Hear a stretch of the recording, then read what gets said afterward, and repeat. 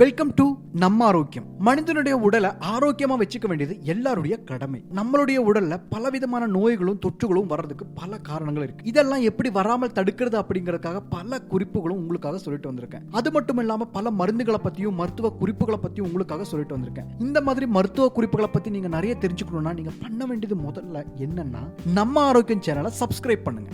இப்ப நம்ம உங்களுக்கான இன்னைக்கு இருக்கிற மருத்துவ குறிப்பு என்னன்னு பார்க்கலாம் வாங்க. இன்னைக்கு நான் உங்களுக்கு சொல்ல போற டிப்ஸ் என்ன, எல்லாரும் வீட்லயும் சாதாரணமா செய்யலாம் அப்படிங்கிற ஒரு மருந்து தான் நான் இன்னைக்கு சொல்ல போறேன். அது என்னன்னு கேட்டீங்கன்னா, அரிசி கழுவிய தண்ணீர்ல உள்ள சத்துக்களை பத்தி தான் நான் உங்களுக்கு சொல்ல போறேன். அரிசி கழுவிய தண்ணீரை வீணாக்காமல் சருமத்தை அழகுபடுத்துவதற்கு பயன்படுத்தலாம். அரிசி கழுவிய நீரால் முடி பாதிக்கப்பட்டதை தடுக்கப்படுவதாக ஆய்வுகள் மூலம் தெரிய வந்துள்ளது. அரிசி கழுவிய தண்ணீரை கொண்டு சுண்டக்காய் காரக்குழம்பு செய்யலாம். சமையலில் இதை பயன்படுத்துவதால் சுவை கூடுதலாக இருப்பதோடு சுவையாகவும் இருக்கும். அரிசி கழுவிய தண்ணீரை கொண்டு குழந்தைகளுக்கு சுட வைத்த தண்ணீரை கொண்டு கால்களை பிடித்து ஊற்றவும். உடல் முழுவதும் குளிக்க வைப்பதால் உடலுக்கு தேவையான பலம் கிடைக்கும். இதனால் சீக்கிரமாக கால்களுக்கு பலன் கிடைக்கும். குழந்தைகள் நடக்கும். இந்த விஷயம் இன்னைக்கும் கிராமப்புறங்கள்ல பின்பற்றி வந்துட்டு இருக்காங்கன்னு சொல்லலாம். இதையெல்லாம் எப்படி செய்யணுங்கிறத நான் அடுத்தது உங்களுக்கு சொல்ல போறேன். அரிசியை சுத்தமான நீர்ல 2 மணி நேரம் ஊற வைத்து அரிசியை நன்றாக 2 முறை கழுவி கொள்ள வேண்டும். பின்னர் அந்த நீரை வடிகட்ட வேண்டும். பின்னர் அந்த நீரில் முகத்தையும் கூந்தலையும் அரச வேண்டும். இவ்வாறு செய்தால் அரிசி கழுவிய நீரில் உள்ள சத்துக்கள் சர்ம துளைகள் வழியே